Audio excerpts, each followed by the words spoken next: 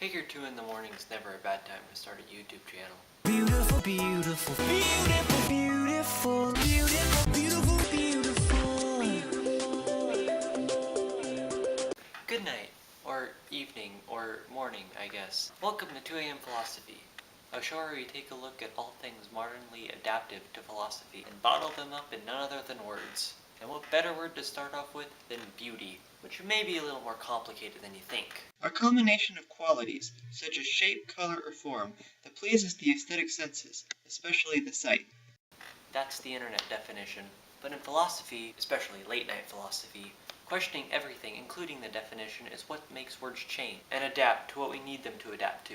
These definitions aren't wrong, they're just lacking a sufficient amount of detail. Though, isn't everything? The origins of beauty come from the Greek word kalos, meaning hour, or of one's hour. It then slipped its way in the English through the Renaissance by means of classical beauty, which they heavily stress being different from normal beauty.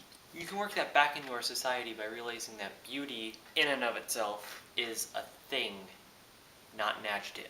We seem to have this conception that beauty is synonymous with gorgeous or pretty, which, to be fair, is a pretty valid point. We need something to be used when beauty is a thing and not a descriptor. In that sense, the term beautiful would apply to something associated with beauty, and not in direct relation to it. Like how a beautiful sunset gives off the emotion of beauty, a thing, rather than the picture actually having beauty itself. In essence, natural beauty is just a human sense of good, though a natural good bounded by the feeling of rightness. It's one of the many things that only humans can experience, but not give off intentionally. It can only be seen by us when we look for it, not created when we try to emulate it.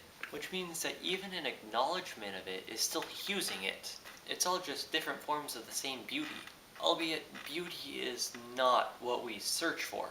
It is good and inspiring and everything, but it is up to us to decide, and we know when we see it. In other words, our creation of beauty and our sympathy to what counts as it is very similar to the point that beauty itself is just a faded line between imagination and emotion. And the clock has struck 3.